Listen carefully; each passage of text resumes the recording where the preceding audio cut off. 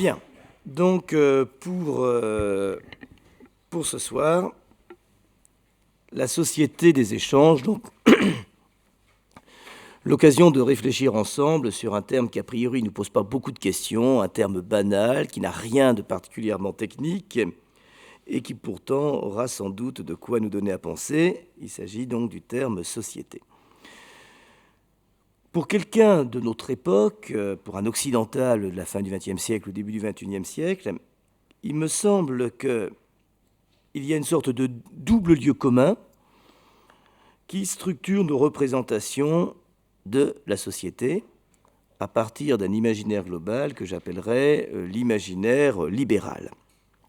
Ce premier lieu commun, c'est l'idée, en fait j'en trouverai peut-être trois, selon lequel la société existe en soi de manière nécessaire, comme une sorte de réalité indépendante des formes politiques qui peuvent être celles, par exemple, de l'État. En langage technique, la société serait une essence, comme l'État, et elle aurait une sorte de mode d'existence spontané et naturel partout où il y a des hommes. Deuxième lieu commun, qui relève lui plus, à proprement parler, de notre imaginaire libéral, l'idée selon laquelle la société serait fondée sur l'échange des biens. J'étais surpris une fois, ça m'est arrivé en tout cas, d'entendre un collègue d'économie me dire qu'il enseignait à ses élèves, mais comme une sorte de donnée naturelle et quasiment incontestable, que toute société était fondée sur des échanges de biens, c'est-à-dire sur des échanges économiques, ce qui signifierait qu'en tant que telle, toute société, ou la société en tout cas, serait un produit du jeu des échanges économiques. Et puis troisième lieu commun, alors je ne sais pas s'il est si commun que cela, mais l'idée que non seulement la société serait un espace alternatif à l'espace politique, mais j'y reviendrai pendant le cours de mon exposé, mais que, en tant qu'espace alternatif à l'espace politique, elle permettrait de révéler ou de manifester le bon côté inventif et productif de l'homme. Pour le dire vite, nous aurions besoin d'un État fort, coercitif, capable de faire respecter la loi en raison de la part obscure de notre humanité. Mais en revanche, la société exprimerait la part inventive, productrice, échangiste d'une humanité qui aurait aussi ses bons côtés, qui seraient récupérés dans ce qu'on appelle la société. Le problème, c'est que ces lieux communs, comme c'est souvent le cas avec les lieux communs, ont quelque chose de discutable. Que la société soit une essence, au fond, qu'elle soit une donnée naturelle de la vie humaine, c'est pas si évident que ça. J'aurai l'occasion d'y revenir. Qu'elle soit fondée sur l'échange de biens, bref, que la société soit d'abord et avant tout une réalité économique, il me semble que ça pose là aussi un double problème. Le premier problème, c'est qu'il faut déjà qu'existe quelque chose comme une société pour qu'on puisse y échanger des biens. Il est difficile de penser à la fois l'origine économique de la société à partir de l'échange des biens, tout en concevant, le plus clairement possible, que la condition même de la possibilité des échanges, c'est une existence sociale minimale. Il risque d'y avoir là une sorte de cercle dont il faudra essayer de prendre la mesure. Bref, pour le dire clairement quand même, il me semble que la société ne peut pas, en tant que telle, être un épiphénomène des échanges économiques. Elle a bien une réalité propre, indépendante des schémas et des circuits d'échanges économiques, et c'est cette réalité propre, c'est ce qui la constitue comme réalité propre, indépendante de l'espace économique, que je voudrais essayer d'interroger aujourd'hui. Deuxième difficulté quand on part du principe qu'elle est fondée sur l'échange des biens, c'est que le jeu des échanges n'est qu'une fonction possible de la société et non pas son origine. Il est bien possible qu'à l'origine de la société, pour peu d'ailleurs que l'expression ait un sens, il faille que quelque chose soit échangé, mais la condition minimale de possibilité pour qu'ait lieu un échange, susceptible de fonder un ordre social, c'est que cet échange soit d'abord un échange de paroles, et non pas un simple échange de biens. Dans un très beau texte très connu, Aristote disait qu'au fond, pour qu'il y ait société, il faut que nous puissions user du logos, de la parole et de la raison, pour délibérer ensemble, pour discuter ensemble, disait-il, du juste et de l'injuste, de l'utile et du nuisible. Et pour pouvoir échanger des biens, on conçoit aisément qu'il faut déjà s'être mis d'accord sur les conditions mêmes de possibilité de cet échange, sur ce que c'est qu'un échange juste ou le juste prix d'un bien, sur ce qui vaut que nous échangions, et donc ce qui fait qu'un échange est utile ou non. Et donc il faut reconnaître au minimum une primauté absolue de l'ordre de la parole, et en particulier de la parole délibérative, sur l'ordre des échanges économiques, si l'on veut comprendre quelque chose à ce qui nous permet de faire société. Quant au troisième lieu commun que j'avais évoqué, l'État concernerait le côté obscur de notre humanité, celui qu'il faudrait mater à l'aide des lois et des forces de l'ordre, alors que la société exprimerait le côté productif et inventif de notre humanité. Il me semble que cette idée, dont je vous donnerai l'origine tout à l'heure, repose sur l'idée contestable selon laquelle l'État serait d'abord une institution de coercition. C'est une vieille manière de concevoir l'État qui remonte au moins à Hobbes, donc au XVIIe siècle, et c'est vraiment avec la philosophie de Hobbes que se met en place de manière forte cette idée que l'État, la figure de l'État léviathan chez Hobbes, c'est la puissance coercitive d'une machine capable de brider, d'endiguer la violence des passions humaines. Avec cette idée chez Hobbes que sans l'État, eh bien, il n'y aurait pas de vie sociale, il y aurait la guerre de chacun contre chacun. Alors vous allez me dire, oui, mais enfin, Hobbes, c'est vieux. Mais vous savez, une petite anecdote, il y a des années, je faisais des recherches pour une thèse de philosophie politique, et justement sur la question de l'État. Et je m'étais posé une question toute bête, y a-t-il une définition officielle de l'État ? Enfin, j'ai lu Constitution de la Ve République, rien. J'ai rien trouvé du tout. J'ai fini par en trouver une dans un rapport qui avait été commandé par André Rossineau, qui était maire de Nancy et ministre de la fonction publique, me semble-t-il, à l'époque. Voilà, je ne sais plus très bien. Et il avait demandé un rapport sur les missions de l'État. J'avais demandé à ce que ce rapport me soit communiqué. Je l'avais lu avec un intérêt assez mitigé. Mais enfin, l'introduction était très intéressante. J'y avais trouvé une définition de l'État, et c'était la définition hobbesienne. Cette puissance chargée d'assurer la sécurité publique. L'État était ordonné d'emblée, ou compris comme ordonné, à une fonction sécuritaire. Or, on comprend aisément que l'État ordonné à une fonction sécuritaire, l'État qui doit nous protéger, on voit bien, il doit nous protéger d'abord, bien évidemment, les uns des autres. Et donc, on retrouve cette idée assez étonnante que l'État aurait d'abord une fonction protectrice et coercitive à la fois, bref, qui devrait pouvoir être assez puissant pour tourner sa puissance contre la violence des passions humaines. Et au contraire, eh bien, dans le système de représentation libérale, l'État donc est tributaire d'une sorte d'anthropologie sombre de l'homme dangereux, violent, inquiétant, égoïste, fourbe, tandis que la société, elle, au contraire, renverrait une anthropologie plus optimiste, l'anthropologie de l'homme capable d'inventer, d'investir, de s'engager.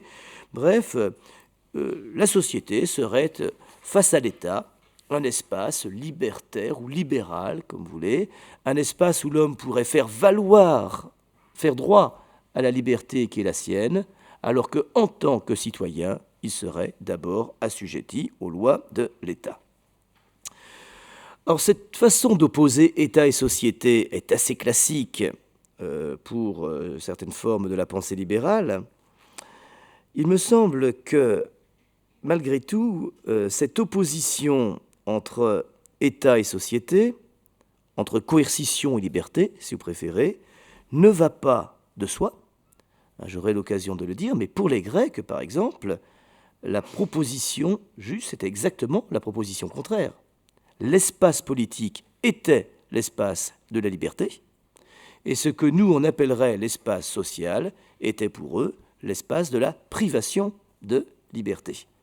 Et donc, il faudra veiller peut-être à ne pas prendre une figure moderne de la société, une représentation de la société qui est la nôtre aujourd'hui, pour une sorte de figure universelle qui vaudrait pour toute société en tant que telle. Et puis, ce qui me pose question dans cette représentation libérale de la société, c'est aussi cette idée que voilà, elle reflèterait le bon côté de l'homme inventif et productif, comme si la société n'était pas aussi un espace de conflit, un espace de confrontation d'intérêts parfois égoïstes et pas seulement privés, si elle n'était pas parfois un espace de conformisme paresseux, où il s'agit d'abord d'être comme les autres. Donc vous comprenez que mon propos ne sera pas du tout de polémiquer, d'opposer à une conception libérale de la société une conception qui serait autre que libérale, mais au contraire de m'écarter de tout préjugé, de toute représentation préfabriquée ou historiquement constituée, pour penser la société sans préjugé libéral, certes, mais de façon à mieux penser son rapport à la fois, son double rapport au politique et à l'économique. Parce que, quoi qu'il en soit, il n'y a pas de société sans ce double rapport-là. Dans une société, certes, on échange, et on échange aussi des biens, et dans une société, on institue des façons de vivre ensemble qui sont constitutives de ce type de réalité qu'on appelle une réalité politique. Du coup, voilà le parcours que je vous propose pour ce soir. Dans un premier temps, j'interrogerai les enjeux politiques de ce que j'appelle le mythe échangiste. Sans bien évidemment le moindre caractère pervers à cette expression, hein. Le mythe, ce que j'appelle le mythe échangiste, c'est simplement le mythe selon lequel le jeu des échanges est constitutif en tant que tel d'un ordre social. Au fond, ce mythe qui a quelque chose de construit, il sert quel type d'enjeu politique? C'est la première question que j'essaierai de me poser. La deuxième, quand même, on fera ce recul historique qui me semble nécessaire pour comprendre que nos sociétés ont une histoire et que si nos sociétés ont une histoire, nos représentations de la société ont elles-mêmes une histoire. Et la meilleure façon d'y voir clair, c'est de visiter rapidement ce qu'il en est de cette histoire de la société, au moins en Occident.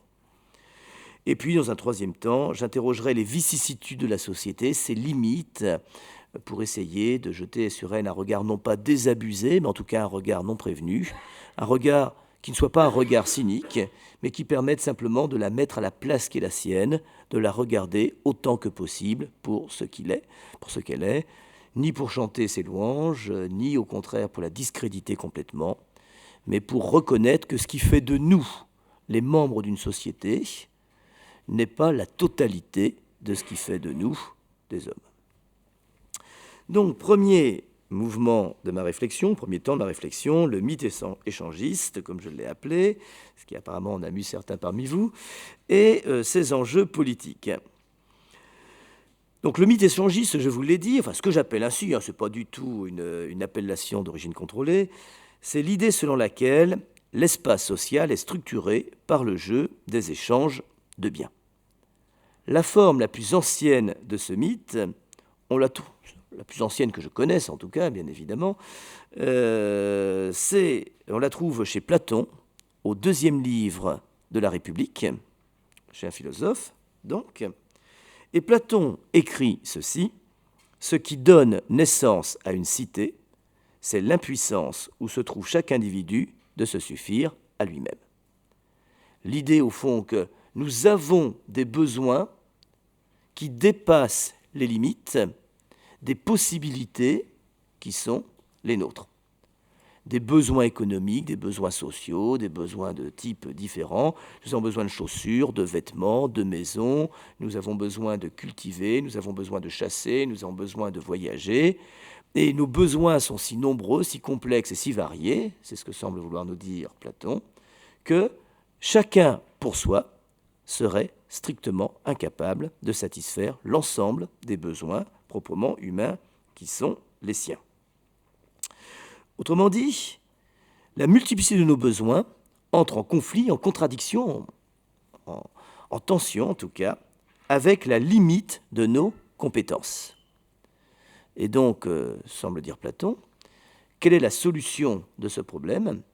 C'est précisément l'institution de la cité. Alors vous allez me dire, mais la cité, ce n'est pas tout à fait la société. D'accord, mais ça, on précisera, enfin on verra ça un peu plus tard. Et du coup, une façon assez rationnelle de régler ce problème correspondrait à ce qu'on appelle aujourd'hui la division du travail.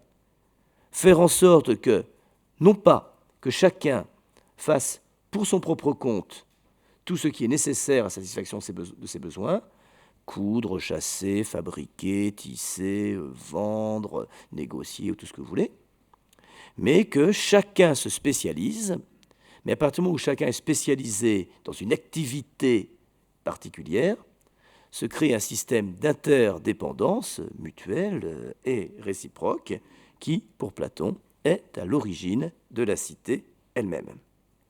Je cite encore Platon, « On produit toute chose en plus grand nombre, mieux et plus facilement, trois avantages, lorsque chacun, selon ses aptitudes, se livre à un seul travail, étant dispensé de tous les autres. » Une sorte de pré-taylorisme, de pré-rationalisation, si vous voulez, des conditions de production et de travail, que l'on trouve déjà clairement présenté dans la République de Platon. Or, ce qui est intéressant avec ce schéma, c'est qu'il a à la fois une dimension anthropologique, une dimension économique et une dimension politique.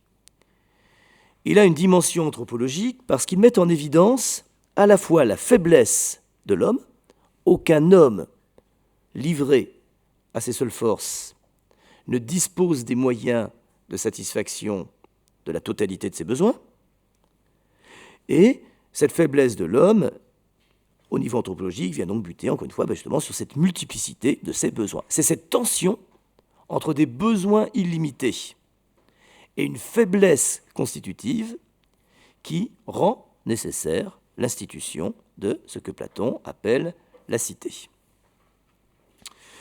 Bien sûr, à partir du moment où chacun produit pour chacun, la cité devient aussi une réalité économique, puisqu'il s'agit d'instituer et d'organiser les modes de production et d'échange. Les circuits économiques, le jeu des échanges économiques est d'emblée articulé à une conception anthropologique. Mais, et c'est la troisième dimension, si vous voulez, de ce schéma platonicien, on ne peut pas comme ça échanger de manière absolument formelle. Il faut des règles, il faut des institutions, il faut, si vous voulez, une mise en ordre des conditions mêmes de possibilité de cet échange, il faut une cité, ce que les Grecs appelaient polis, il faut des institutions politiques susceptibles, en tout cas, de garantir le caractère légal et juste des échanges économiques qui correspondent précisément à la situation anthropologique de l'homme. Alors vous êtes sans doute surpris de trouver chez Platon, certains d'entre vous en tout cas, un des textes les plus anciens qui nous parle du caractère anthropologiquement naturel, si vous voulez, de la division du travail. Cette idée, bien évidemment, sera reprise de manière radicale à la fin du XIXe siècle chez quelqu'un comme Adam Smith, dans La richesse des nations, où Adam Smith commence par reprendre en quelque sorte l'idée platonicienne.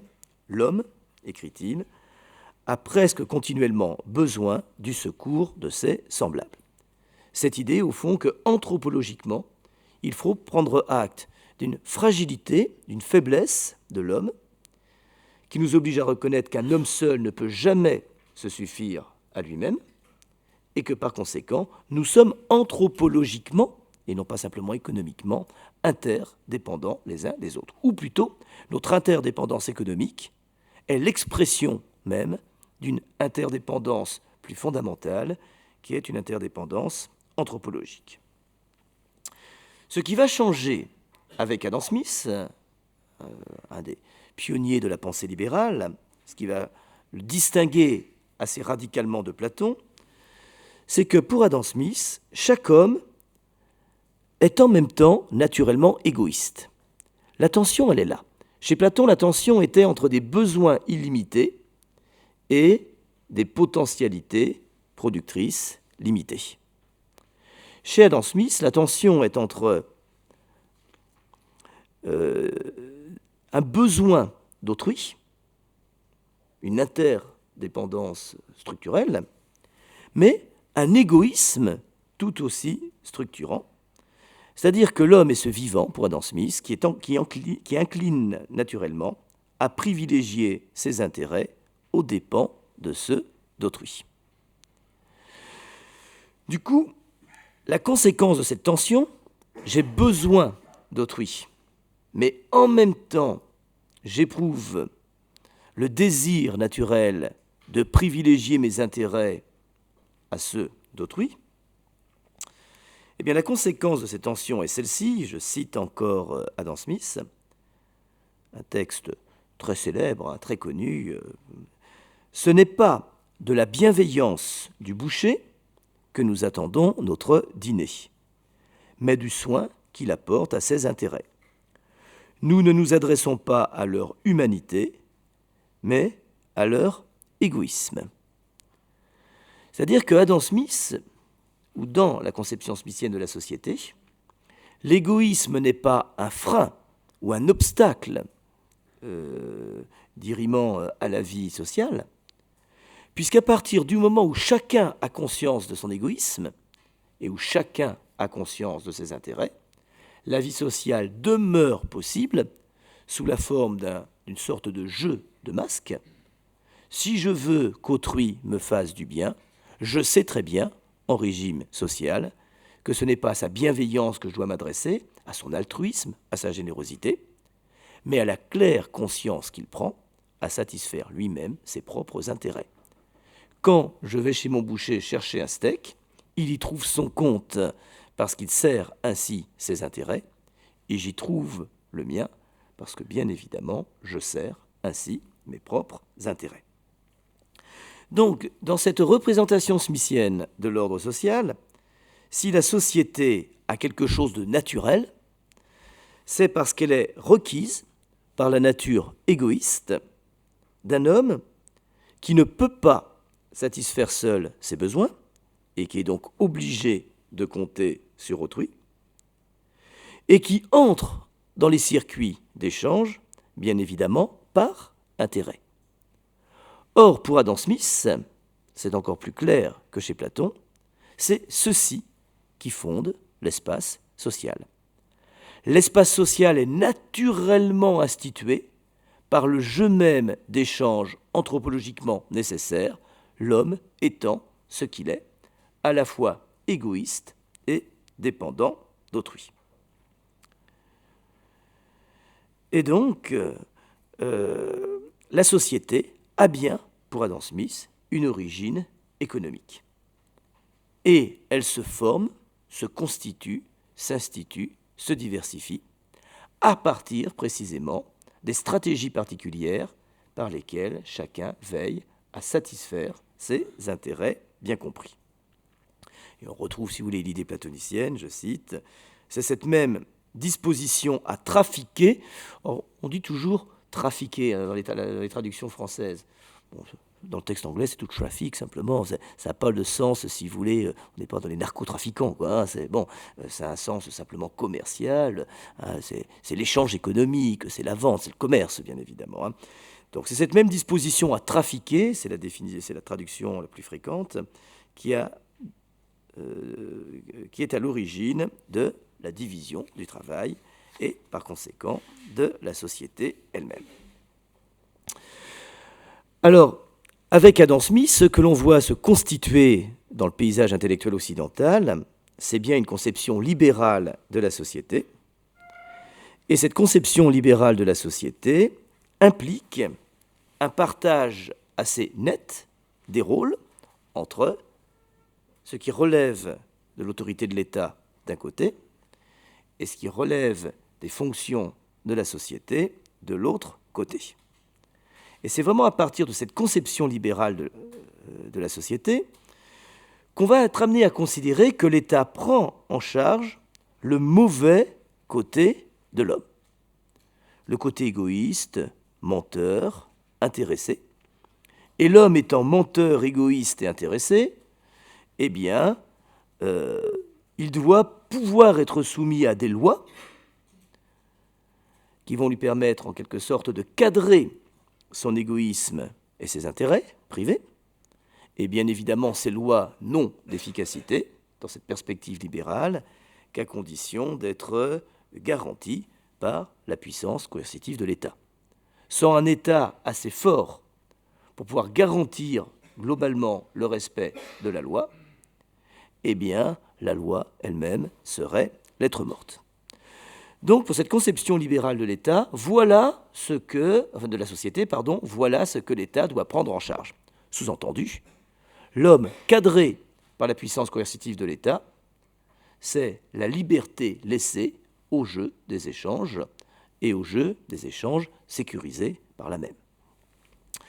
La société, elle, va donc considérer, ou la conception libérale de la société va considérer que, comme je vous l'ai dit, la société prend en charge alors le bon côté de l'homme, inventif, productif, avec cette figure absolument étrange, fascinante et assez délirante probablement, c'est d'une sorte d'autorégulation systémique, cette idée au fond qu'à partir du moment où l'État se contente d'assurer la sécurité, où l'État se contente de dire la loi et de veiller à son respect, eh bien, le jeu des intérêts, la confrontation des intérêts, doit assurer un équilibre quasi homéostatique de l'ordre social dans lequel l'État n'aurait pas à intervenir. L'idée d'une autorégulation systémique de la société à partir du jeu des échanges, chacun ayant parfaitement conscience de son intérêt particulier, et qui est représentée par l'image célèbre de la fameuse main invisible que l'on doit à Adam Smith. La société s'autorégule comme si une sorte de main invisible, sorte de substitut de la providence, veillait à chaque instant à l'équilibre homéostatique des biens et des intérêts, puisque les intérêts des uns seraient simultanément, de toute façon, les intérêts des autres. Or, je me suis demandé d'où venait cette idée que l'État était... Parce qu'on ne la trouve pas nettement chez Adam Smith. L'idée d'un État qui doit être fort et coercitif pour assurer et garantir le libre-échange des biens qui à lui seul vaut comme puissance de régulation homéostatique de l'ordre social, je me suis demandé d'où elle venait. Or, je ne sais pas si c'est le texte des plus anciens, mais c'est assez intéressant. Chez Thomas Paine, dans un livre qui s'appelle Common Sense, Thomas Paine qui est un polémiste américain du 19e siècle, du 18e, pardon, qui a soutenu la Révolution américaine, il écrit ceci. La société est produite par nos besoins. Le gouvernement, l'État, si vous préférez, par notre perversité. Celle-là, la société donc, fait notre bonheur positivement en unissant nos affections, pour ne pas dire nos intérêts. Celui-là, l'État, fait notre bonheur négativement en réprimant nos vices. Et il conclut, la société en tout état est un bien, mais le gouvernement, même dans le meilleur état, est un mal nécessaire. Je crois que là, en 5 lignes, on a la doctrine libérale des rapports État-société exprimée de la manière la plus nette. La société prend en charge le bon côté de l'homme, l'État assume le mauvais côté de l'homme. Et la répression politique de nos mauvais penchants, de nos mauvais instincts ou de nos égoïsmes est pensée comme la condition de possibilité d'un libre échange à partir duquel se constitue quelque chose comme un équilibre homéostatique des sociétaires, des membres de la société. Bien sûr, la conséquence de cette conception de l'État, clairement hobbesienne, c'est que tendanciellement, l'État doit jouer un rôle minimum réduit aux grandes fonctions régaliennes, et il doit laisser à la société le soin de s'auto-organiser par le jeu des échanges, des biens, des services, des paroles, des intérêts, etc. Bref, on retrouve bien évidemment cette idée dans ce fameux slogan moins d'État.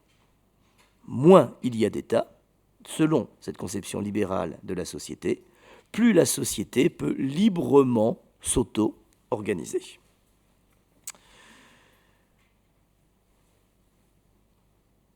Quand j'ai commencé à vous présenter ceci, j'ai parlé de mythe échangiste. Pourquoi parler de mythe ici? Pour au moins deux raisons. La première, c'est qu'il s'agit bien d'un mythe, au sens tout à fait classique du terme, c'est-à-dire d'un récit des origines. Dans la plupart des grandes sociétés, le mythe dit l'origine. Les mythes théogoniques disent la naissance des dieux, comment il y en eut. Les mythes cosmogoniques disent l'origine du monde, les mythes anthropogoniques disent l'origine de l'homme, et le mythe, traditionnellement, dans toute société, prend la forme d'un récit des origines. Étant entendu que l'origine n'est pas un simple début, l'origine, d'un point de vue mythologique, mais d'un point de vue psychologique aussi d'ailleurs, c'est ce qui n'a jamais passé. L'origine, elle se comporte toujours avec soi. Mes origines, occidentales, etc., ce n'est pas ce que j'ai laissé derrière moi et que je ne suis plus, c'est ce que je porte avec moi aujourd'hui encore. Et la puissance sociale et institutionnelle d'un mythe, c'est de se référer à une origine comme à cela même qui n'est jamais définitivement passé. Le rituel social rejoint l'origine, réactualisant l'origine en chacun de ces rites. Et à ce titre-là, ce mythe échangiste, comme je l'ai appelé, est bien un mythe fondateur de la conception libérale, réactualisé en permanence dans le jeu des échanges économiques. Et cette revendication socio-économique a une sorte d'indépendance structurelle par rapport à la toute-puissance de l'État. Mais si je l'ai appelé un mythe, c'est pas seulement dans un sens, si vous voulez, culturel, mais aussi dans un sens plus polémique, parce que la figure du social ou de la société dessinée par ce mythe me laisse quand même assez perplexe, et ceci pour plusieurs raisons que je voudrais évoquer devant vous. La première raison, je la poserai sous forme d'une question très simple. N'est-ce pas d'abord en tant que vivant politique, et non pas simplement en tant que sociétaire, que les hommes organisent librement leurs conditions d'existence? Je vais le dire autrement. En tant que homo economicus, en tant que membre d'une société économiquement constituée, je suis soit producteur de biens, soit consommateur de biens, soit échangiste de biens. Je ne vois pas très bien en quoi cela permet une organisation libre de mes conditions d'existence. Et je fais partie de ceux qui pensent qu'au contraire, c'est en tant que nous sommes des vivants politiques, zone politikon, disait Aristote, que nous avons cette capacité à instituer librement nos conditions d'existence sans nous soumettre à des impératifs économiques qui sont toujours seconds, sans nous soumettre à des besoins qui sont seconds par rapport à ce qui est fondateur pour ce qui concerne notre humanité. Je ne peux pas me faire à l'idée de réduire l'homme à l'homo economicus, producteur, consommateur, échangiste. Il me semble qu'il y aurait là une sorte de déni de réalité, et non pas de réalisme de Bonalois. Deuxième raison d'être perplexe ou un peu sceptique,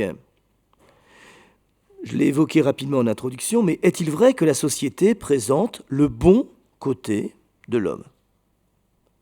N'est-elle pas, au contraire, un espace hautement concurrentiel, plutôt qu'un espace d'union de nos affections, comme le prétendait Thomas Paine? Il y a deux figures que j'aime rappeler, je ne sais pas si j'aurai le temps de les évoquer toutes les deux, mais je trouve que Saint-Augustin beaucoup plus réaliste, lucide, beaucoup plus fin connaisseur de l'homme que Thomas Paine ou Adam Smith, quand il nous rappelle que toute société est structurée par ce qu'il appelle la libido dominandi, l'instinct de domination, et que si nous vivons ensemble et si nous formons société, ce n'est pas parce que spontanément, nos affects nous poussent et nous conduisent les uns vers les autres. C'est parce que la libido dominandi, cet instinct de domination qui est commune à tout homme, même si pour Saint-Augustin elle est une conséquence du péché originel, cette libido dominandi ne peut être satisfaite que dans la rencontre avec autrui.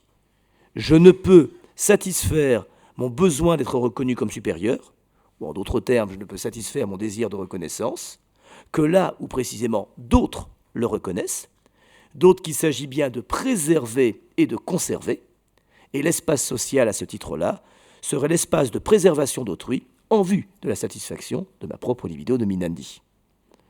Alors je pousse peut-être un tout petit peu le bouchon, je ne suis pas en train de vous dire ce que je pense, bien évidemment, mais de vous dire simplement qu'il me semble je reconnais davantage le cœur de l'homme dans cette conception de la société, dans cette conception augustinienne de la vie sociale, si vous voulez, que derrière le mythe de la main invisible et d'un système autorégulé des affections et des intérêts. Pour ceux qui ont en tête, peut-être, certains d'entre vous ont peut-être en tête une figure plus moderne, plus récente, la belle figure kantienne de l'associable sociabilité, dans l'idée d'une histoire universelle du point de vue cosmopolitique, dans la 4e proposition, où Kant crée cet oxymore tout à fait étonnant en disant, au fond, il y a en l'homme autant de force qui l'incline vers ses semblables que de force qui l'en éloigne. Autant de forces centrifuges, si vous voulez, que de forces centripètes. Et donc la société n'est pas une sorte d'harmonie autorégulée, à peu près fluide et heureuse, elle est en permanence constituée par un jeu de tension qui fait que ce qui me pousse vers autrui, c'est toujours d'abord l'intérêt que je prends pour moi-même. Figure bien sûr de la société du coup un peu plus complexe, mais peut-être un peu plus en mesure de nous éclairer sur ce que nous vivons véritablement, sur ce que nous faisons véritablement, et sur les représentations qui sont véritablement les nôtres, en tant que sociétaire. Alors je donne au terme sociétaire un sens purement étymologique. Ce que l'homme en tant qu'il est membre d'un État, je l'appelle le citoyen. L'homme en tant qu'il est membre d'une société, je l'appelle un sociétaire. Ne cherchez surtout pas de signification complexe dans ce terme qui n'est sans doute pas courant, utilisé en tout cas dans ce sens. Troisième raison d'être perplexe, ce qu'on appelle aujourd'hui la société et que l'on distingue à la fois de la sphère politique, l'État, et de la sphère privée, la sphère de notre existence intime, n'a pas toujours existé. Et donc ne peut pas exprimer l'essence de l'homme, que cette essence soit bonne, généreuse, inventive, productive, ou que cette essence soit mauvaise, l'homme qui trafique, l'homme qui suit ses intérêts particuliers, l'homme égoïste. Comment la société pourrait-elle exprimer quoi que ce soit de notre nature et de notre condition si elle était quelque chose d'historiquement constitué? Or, et ce que je vais essayer de vous dire maintenant, la société est historiquement constituée. Elle a une histoire. Et non pas l'histoire simplement de quelque chose qui aurait toujours existé et qui se serait transformé, mais l'histoire d'une réalité particulière qu'on a pris l'habitude d'appeler la société comme si ça allait de soi, mais qui n'a pas toujours existé, loin de là. En tout cas, si l'on en croit Hannah Arendt, puisque ce sont ces analyses que je vais suivre et commenter dans cette partie. Commençons, si vous voulez, par une formule volontairement provocatrice, dans son caractère radical. Chez les Grecs, la société n'existe pas. Il n'existe rien chez les Grecs au IVe, 5e siècle, 6e siècle avant Jésus-Christ, qui correspondent à ce qu'on appelle la société. Et non seulement il ne correspond rien à la chose, mais il ne correspond rien au mot. Le mot société lui-même n'existe pas. Il y a la koinonia, la communauté, très bien, mais ce n'est pas la société. Il y a la police, la cité, mais ce n'est pas non plus exactement la société. Et je veux faire une remarque, je ne vais pas m'amuser à me perdre ici dans les origines grecques, mais même chez les latins, ce qu'on appelle la société n'existe pas. Le mot existe, societas, d'accord, pas besoin d'avoir fait beaucoup de latin pour savoir qu'en latin, société, c'est dit societas. Sauf que ce que les latins appellent societas n'a rien à voir avec ce que nous, on appelle aujourd'hui la société. C'est-à-dire que le mot societas en latin a un sens purement littéral, étymologique. Socius, c'est l'associé. Les socii, ce sont les associés. La societas, c'est l'association. Rien de plus que cela. Et généralement, je crois que dans les occurrences les plus courantes, cette association est une association de malfaiteurs. Quelque chose comme ça. Une société de bandits. Societas latronum, quelque chose comme ça. Une société des larrons, une société des bandits. Donc ce n'est pas la société que l'on distingue de l'État. C'est une société particulière fondée sur une association particulière d'individus qui poursuivent des buts particuliers, qui d'ailleurs ne sont pas du coup nécessairement bons. Et donc, dans l'Antiquité, et chez les Grecs en particulier, la distinction opératoire n'est pas celle que j'ai esquissée en première partie. Ce n'est pas la distinction entre État et société. La distinction opératoire, chez les Grecs, c'est la distinction entre ce qui est privé et ce qui est public, ce qui est tout à fait autre chose. Qu'est-ce que c'est que le privé? Ou qu'est-ce que c'est que la sphère privée, ou l'espace privé, comme vous voulez, chez les Grecs? C'est d'abord la sphère du besoin et de la nécessité. Je suis un vivant, un animal, si vous préférez. Comme tout vivant, j'ai besoin de me nourrir, j'ai besoin de boire, j'ai besoin de produire, voire de me reproduire. Bon, il n'y a là rien qui signale la grandeur et l'excellence de mon humanité. Je suis là simplement dans un système des besoins qui signale mon essentielle dépendance à l'égard d'un donné naturel que je n'ai pas choisi. Et la satisfaction de mes besoins, manger, boire, dormir, et d'autres si vous voulez, eh bien, relève de ce que les Grecs appellent la sphère privée. Cette sphère, au contraire, la sphère publique est pour les Grecs la sphère de la liberté. Et par sphère publique, il faut bien entendre politique. C'est la sphère dans laquelle mon existence n'est pas assujettie à mes besoins de zoon, d'animal, de vivant, mais au contraire la sphère où, existant comme zoon logonekon, comme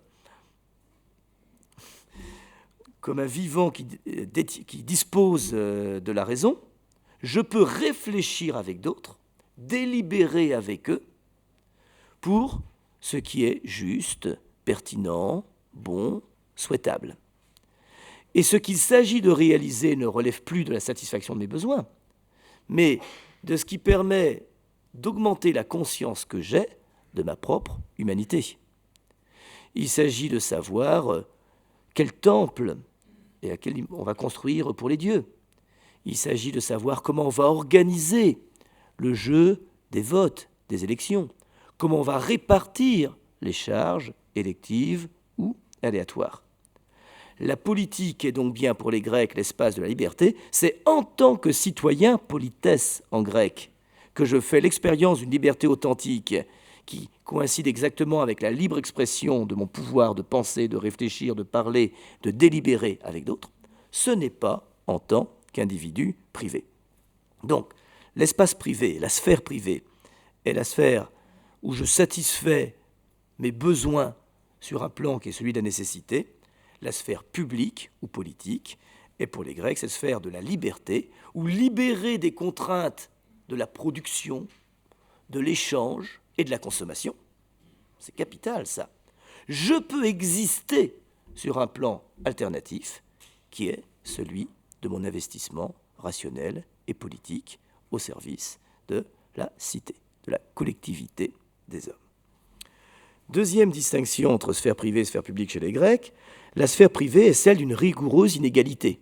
Il y a des riches, des pauvres, des malades, des bien portants, certains qui peuvent consommer beaucoup, d'autres qui peuvent consommer beaucoup moins, certains qui savent produire très bien, d'autres qui peuvent produire beaucoup moins. Le principe de la sphère privée, c'est l'inégalité radicale. En tant qu'homo economicus, si vous préférez, nous sommes foncièrement inégaux. Au contraire, la sphère publique est celle qui ne reconnaît que des égaux. Les différences économiques de richesse, de potentialité consumériste ou productiviste n'entrent plus en ligne de compte, ce qu'on appelle l'isonomie. Un citoyen vaut exactement un citoyen, quelle que soit sa fortune, sa puissance économique, sa capacité à consommer, à produire, etc. En tant que citoyen, il n'y a pas une voix qui doit peser plus qu'une autre. L'expérience de l'égalité est une expérience politique pour les Grecs, elle n'est pas une expérience sociale, elle n'est pas, ne serait-ce que parce que la société n'existe pas, mais elle n'est pas une expérience privée en tout cas. Troisième différence, c'est quoi la sphère privée? Qu'est-ce que j'y fais? C'est la gestion économique du quotidien. En termes d'aujourd'hui, c'est quoi? Faut payer ses factures, faut faire ses courses, faut veiller à ce qu'il y ait du chauffage dans la maison, faut aller travailler, faut récolter un peu d'argent. Bon, voilà. C'est ça, la vie privée pour un Grec. Au contraire, l'espace public est l'espace où nous expérimentons ce que les Grecs appellent l'excellence humaine.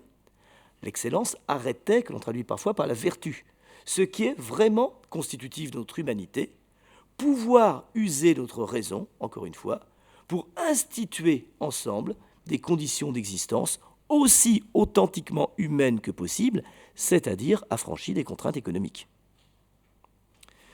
Quatrième différence, alors là, Hannah Arendt joue un petit peu sur les mots, l'espace privé est un espace de privation. Elle l'entend quasiment au sens où on dirait, bon, si vous n'êtes pas ça, je serai privé de dessert. Privé, vous n'en aurez pas.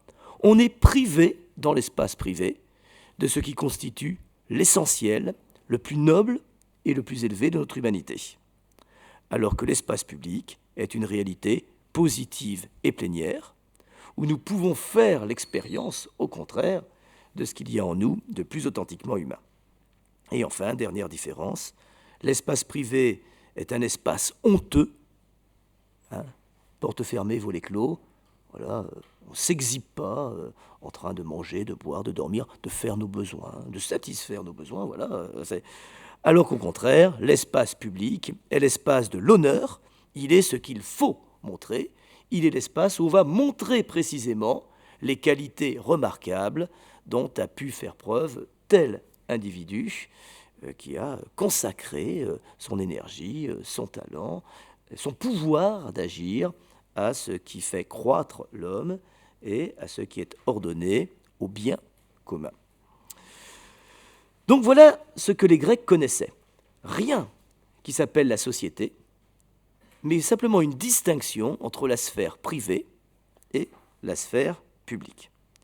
Ce qui veut dire que pour eux, le jeu des échanges ne structure absolument pas l'espace public, qui est pour eux l'espace politique, mais simplement l'espace privé. Nous échangeons des biens pour satisfaire des besoins sur un plan qui est celui de la nécessité. L'échange, le jeu des échanges, ne structure rien d'autre que la part privée de notre existence. Ou pour le dire autrement, l'espace économique, commerce, production, est une extension de l'espace privé. Il n'est pas quelque chose d'indépendant qui existerait par soi, il est une simple extension de l'espace privé. Mais vous comprenez que d'après cette conception, l'espace politique, lui, n'est pas du tout tel que le concevait Hobbes. Ce n'est pas du tout pour les Grecs un espace de coercition, absolument pas. On n'est pas dans une anthropologie sombre et obscure de l'homme méchant, égoïste, lâche, trompeur, mesquin, ou tout ce que vous voulez, qu'il faudrait canaliser par le jeu de la puissance de l'État Léviathan. On n'est pas dans cette configuration-là. Au contraire, l'espace politique est bien un espace de libération fondé sur l'échange des paroles.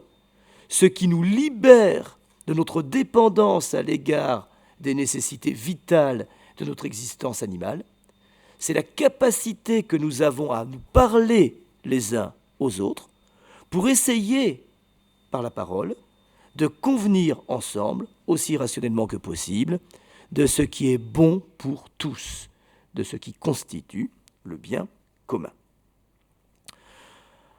Alors du coup, mais comment et quand la société est-elle apparue? Selon Hannah Arendt, bien évidemment, puisque c'est à elle, même si je ne cite pas toujours son nom, que je me réfère ici. La société, selon Hannah Arendt, est un produit tardif de l'organisation bourgeoise. Elle naît avec l'institution des corporations médiévales, qui étaient parfois elles-mêmes dénommées des societas. C'est-à-dire, voilà, il faut s'organiser entre membres d'une même corporation pour satisfaire, malgré tout, des intérêts communs, aussi concurrents que nous soyons. Joailliers, ferronniers, peintres, etc. Il faut s'organiser. Et c'est avec l'avènement du capitalisme, au tournant du XVIe siècle, à peu près, pour Noël en tout cas, que va se constituer un nouvel espace qui n'est ni l'espace privé, ni l'espace public, c'est-à-dire politique, et qui va pouvoir être peu à peu compris et reconnu comme espace social. En effet, selon elle, les intérêts bourgeois conduisent à structurer, on dit bourgeois dans un terme qui n'est pas marxiste, bourgeois, c'est-à-dire effectivement les habitants des grands bourgs, sachant que les grands bourgs européens, à partir du XVIe siècle, prospèrent et se développent à partir du jeu des échanges de biens et du commerce d'un commerce qui se mondialise de plus en plus. Il faut entendre bourgeois seulement dans ce sens-là et absolument pas dans un sens péjoratif. Donc les intérêts bourgeois, selon elle, conduisent à structurer l'espace public, c'est-à-dire l'espace politique, autour des intérêts économiques qui acquièrent un sens et une valeur publique. En fait, le schéma est assez simple. Ce sont les mêmes, dans la société capitaliste naissante du XVIe et du XVIIe siècle, qui exercent les fonctions politiques, enfin peu à peu, la bourgeoisie va s'accaparer à la fois les fonctions publiques, de représentation nationale, etc., et la richesse économique. Ce qui veut dire qu'avec elle, les intérêts politiques vont devenir des intérêts économiques. Si nous disposons de la puissance politique qui nous permet de servir nos intérêts économiques, nous pouvons accroître, bien évidemment, les biens qui sont les nôtres. À partir de ce moment-là, l'État n'est plus de fait distinct par sa nature de la société. Il devient un moyen pour la puissance économique de veiller à la satisfaction de ses intérêts. Et donc l'intérêt économique devient une affaire publique. Au fond, l'État, c'est aussi cela même qui doit prospérer économiquement. Cette idée qui vous semble absolument évidente aujourd'hui est une idée assez récente dans l'histoire de la pensée occidentale, qui date à peu près de la naissance du capitalisme, à peu près du XVIe siècle. L'idée que l'État est le garant de la prospérité économique de la nation. Idée neuve et singulière. Bref, pour le dire comme Hannah Arendt, la société naît quand on commence à croire que nos intérêts dominants sont des intérêts économiques. Les Grecs considéraient que leurs intérêts dominants sont des intérêts éthiques qui relèvent des conditions de réalisation de l'arete, c'est-à-dire de l'excellence humaine, de la vertu. Quand on commence à croire que nos intérêts majeurs sont des intérêts économiques, alors c'est précisément la figure de la société qui commence à apparaître.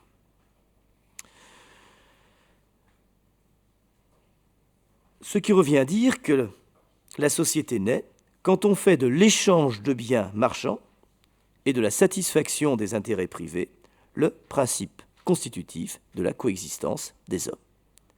Quand on s'est fait à cette idée que nous coexistons d'abord pour servir des intérêts qui sont avant tout des intérêts économiques. Faisons un petit bilan. Si Hannah Arendt a raison, on pourra bien évidemment, comme c'est de tradition, en discuter à la fin de mon propos, quand j'aurai fini mon propos. Si Hannah Arendt a raison, la société n'est pas une forme essentielle et universelle de coexistence humaine. Inter homines esse, disaient les latins. Elle est un mode particulier d'organisation des rapports entre politique et économie. Elle est donc un mode advenu, c'est une figure historiquement constituée, et pour Hannah Arendt, c'est même un mode corrompu, parce que l'humanité perd quelque chose de sa grandeur quand elle se met à considérer que ses intérêts supérieurs sont des intérêts économiques. Alors bien sûr, cette idée au fond que la société serait une forme corrompue de l'espace public est peut-être brutale, mais ce jugement sans concession nous invite peut-être à regarder de plus près cette société des échanges dont une certaine conception libérale nous invite à la regarder comme heureuse. On va la regarder fonctionner véritablement, cette société des échanges, on va essayer, en tout cas, et on verra s'il y a de quoi doucher ou refroidir un petit peu notre enthousiasme. Ce sera donc, avant de venir à cette troisième partie, une remarque toute bête. Le signe le plus évident, me semble-t-il, de cette collusion du politique et de l'économique, qu'il ne s'agit pas de déplorer, mais qu'il s'agit simplement de reconnaître comme figure advenue et non pas comme essence immuable et éternelle de l'État, on la voit clairement quand on se rend compte que quel est le problème numéro 1 d'un politique aujourd'hui? C'est toujours un problème économique. Notre président, il se bat avec quoi? Avec la croissance. Et ça nous semble absolument évident, absolument naturel. C'est son rôle d'assurer la croissance. Mais ce qui nous semble, nous, absolument évident et naturel, n'aurait eu strictement aucun sens pour un Grec. Il n'aurait pas vu pourquoi le pouvoir politique doit assurer la prospérité économique. Ce qui nous semble aujourd'hui une figure imposée est une figure historiquement fabriquée et construite. Alors regardons, ce sera le troisième temps de mon propos, regardons fonctionner cette société, non pas à partir de schémas préfabriqués tels que celui de la main invisible, mais en quelque sorte en la regardant fonctionner de l'intérieur, avec aussi peu de préjugés que cela sera possible. La première chose qui me frappe, et qui ne frappe pas que moi, bien évidemment, c'est sa dimension, qu'on appelle parfois en sociologie, sa dimension agonistique. Agone, c'est la lutte, le conflit. La société est un espace conflictuel. Quand on fait de la sociologie pour rendre compte de cette dimension agonistique, conflictuelle de la société, eh bien, on se réfère souvent à un récit que nous fait Marcel Mauss et qui concerne une tribu d'Indiens de la côte nord-ouest des États-Unis qui s'appelle les Kwakiutl, K-W-A-K-I-U-T-L, 42 points au Scrabble, si vous le placez correctement. Bon, c'est une histoire assez connue, je la reprends rapidement, je ne sais pas si vous la connaissez tous. Mais en fait, les Kwakiutl sont organisés en tribus qui peuvent être séparées, qui font partie de la même ethnie, si vous voulez, du même peuple, mais organisées en tribus qui peuvent être séparées les unes des autres de plusieurs centaines de kilomètres, et qui peuvent donc passer parfois des mois et des mois sans se rencontrer. Quand ces tribus se rencontrent, c'est chez l'une, par exemple la tribu A va rencontrer la tribu B. Si je le dis dans l'autre sens, ça va être plus clair pour mes idées. La tribu B vient rencontrer la tribu A accueille B, et chaque fois que cet accueil a lieu, il y a une grande fête qui est organisée. Et donc, bien sûr, si on regarde les choses d'un peu loin, on se réjouit, c'est la fête, on est réunis, qu'est-ce qu'on est gentil, tout est sympathique, tout va bien. Quand on y regarde de près, c'est un peu plus compliqué, quand même, parce que, à l'occasion de cette rencontre, la tribu qui accueille va multiplier les signes de générosité et procéder à ce qu'on appelle des dépenses somptuaires, non seulement en termes de nourriture, la plus grande partie du bétail et des récoltes y passe, mais les plats, les plus beaux plats, éventuellement qu'on va briser ensuite pour montrer que non, c'était pour vous et rien que pour vous, et des couvertures de luxe qu'on va offrir aux membres de la tribu que l'on accueille. Bref, à la fin de la rencontre, la tribu accueillante s'est considérablement appauvrie au bénéfice de la tribu accueillie. Et puis, chaque fois qu'il y a une rencontre, il se passe ce même cérémonial, c'est ce qu'on appelle un potlatch en sociologie. Le même cérémonial a lieu, et Marcel Mauss analyse ce potlatch en termes de défi, ce qui donne l'impression d'un accueil généreux est en réalité un jeu institué de défis sans fin, où on est à chaque fois mis au défi d'accueillir le plus généreusement, jusqu'à l'abus, jusqu'à l'extrême dépense, ce qu'on appelle la dépense somptuaire. Et donc, en réalité, ce jeu d'échange cérémoniel cache une lutte, un conflit, une mise au défi, et celui qui ne serait pas capable d'accueillir le chef d'une autre tribu à hauteur de l'accueil dont il a bénéficié serait déshonoré. L'enjeu est une question d'honneur. La fête est l'occasion de rivaliser en montrant le potentiel de dépense qui est le nôtre. La fête est l'occasion de mettre au défi celui qui nous accueille, de nous accueillir aussi bien qu'on l'a accueilli. Et derrière un don apparemment généreux, je crois que c'est dans l'essai sur le don de Marcel Mauss qu'on trouve ce récit, se joue en réalité ce que Marcel Mauss appelle de véritables luttes de prestige. Alors bien sûr, vous pourriez me dire, ouais, mais enfin la société des Quaquilloutes, ce n'est pas la nôtre, ce sont des primitifs, des barbares, des sauvages, oh là là, nous on n'est pas comme ça quand même. Allez, je m'amuse un tout petit peu, regardez vos fêtes. Je m'exclus là. Allez, je veux bien dire regardez nos fêtes, je veux bien. Hein. Vous invitez généreusement des amis à dîner. Hein, vous sortez vos bons vins, vous mettez les petits plats dans les grands, comme on dit. Vous faites ce que vous savez faire de mieux, sinon faites venir un bon traiteur. Voilà. Vous mettez des belles choses sur la... il faut que ce soit beau, voilà. Et puis, bien sûr, tout se passe bien. Un mois plus tard, vous êtes invité à dîner. Il y a peu de chances que le vin servi soit moins bon que celui que vous avez servi. Il y a une sorte de compétition dans le repas. Ah, qu'est-ce qu'on va pouvoir leur faire au Chambier hein la dernière fois, ils nous ont fait oh là là, un super béquet au feu. Bon, tu remarqueras, il était quand même un petit peu brûlé. Hein, c'est bon, d'accord. Bon, qu'est-ce qu'on va pouvoir leur faire pour faire au moins aussi bien? Ces luttes de prestige, ces potlatches rituels, ils existent aussi, bien évidemment, dans nos sociétés. C'est ça aussi, la société. Derrière le jeu apparent des rencontres heureuses et sympathiques, se jouent des espèces de défis plus ou moins conscients, qui sont des défis permanents. Autre exemple, les cadeaux. Imaginez, vous pouvez toujours rêver, que je vous offre un cadeau pour votre anniversaire. Voilà, vous dites, oh, il est vachement sympa, Martin, pas de souci, bon, c'est bien. Et puis imaginons que quelques mois plus tard, ce soit le mien, et que vous m'offriez rien. Est-ce que c'est normal, ça. Je leur ai fait un cadeau, donner c'est donner, un cadeau c'est pas un échange, un cadeau c'est pas un investissement, un cadeau c'est un cadeau, pas de problème. Ouais, bon.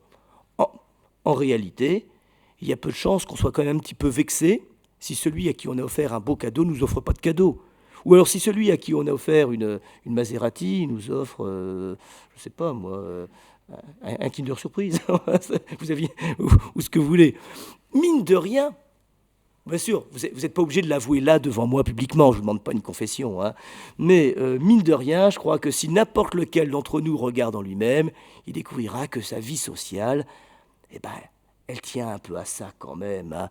On compte, on mesure, on échange, on défie, on honore pour être mieux honoré, et c'est ça aussi, bien évidemment, la vie sociale. C'est pas la honte, c'est pas désespérant, c'est pas idiot. La bêtise serait de faire comme si c'était pas vrai, et comme si, ah non, moi jamais je n'ai fait le moindre cadeau de façon intéressée, jamais dans mes invitations j'ai cherché à rendre, on dit rendre une invitation d'ailleurs, hein, c'est assez étonnant hein, comme expression. Hein, bon. Deuxième figure intéressante, donc la première relevait de ce que j'appelle la dimension agonistique des échanges sociaux, y compris quand ils prennent la forme d'échanges de fêtes et de cadeaux. Deuxième figure intéressante qui relève de ce que j'appelle la phagocytose économique, mais je vais aller vite, j'y ai déjà fait allusion à quelques instants. Revenons un petit peu à Hannah Arendt, qui nous apprend que la société est la forme sous laquelle on donne une importance publique au fait que les hommes dépendent les uns des autres pour vivre et rien de plus. C'est ça, la société, pour Hannah Arendt. On donne une importance publique à un système d'interdépendance et de besoins. Et on dit, ça doit être public parce que c'est l'essentiel. Le problème, c'est que cette importance publique devient aussi une affaire majeure, la plus importante de toutes. J'évoquais comme exemple tout à l'heure la croissance économique, qui est traitée dans nos sociétés libérales, dans nos régimes libéraux, si vous préférez, comme un enjeu en soi, pour lequel les politiques doivent se mobiliser.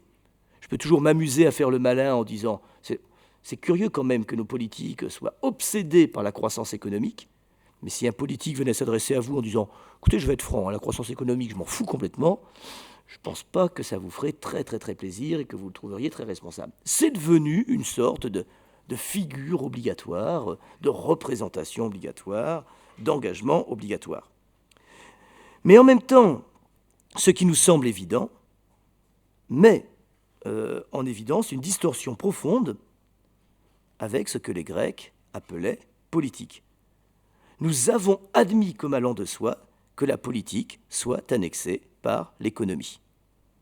Quitte à dire que de toute façon, c'est un fait dans l'ordre de la mondialisation, la politique ne peut plus exister indépendamment des enjeux économiques. Bon, la boucle est bouclée, l'économie a phagocyté la politique, et la politique, de toute façon, ne peut plus exister indépendamment de l'ordre politique. Mais ça veut dire, au fond, qu'il se pourrait bien que ça ait changé assez profondément la représentation que l'homme se fait de lui-même. L'homme grec se concevait comme un zoon politikon, comme un vivant politique, comme un animal politique. L'homme moderne se pense comme un animal économique. Et la différence est importante parce que si je me pense comme animal politique, je rattache ce que je vaux à ce que je vise. Plus je vise un bien commun élevé, susceptible de servir ce qu'il y a en nous de plus authentiquement humain, plus je suis à même de reconnaître ma valeur. Mais si je ne me pense que comme un animal économique, homo economicus, je rattache ma valeur à ce que j'ai ou à ce que j'ai les moyens de posséder. Derrière, la conscience que j'ai de ce qui fait et fonde mon humanité n'est sans doute pas tout à fait la même.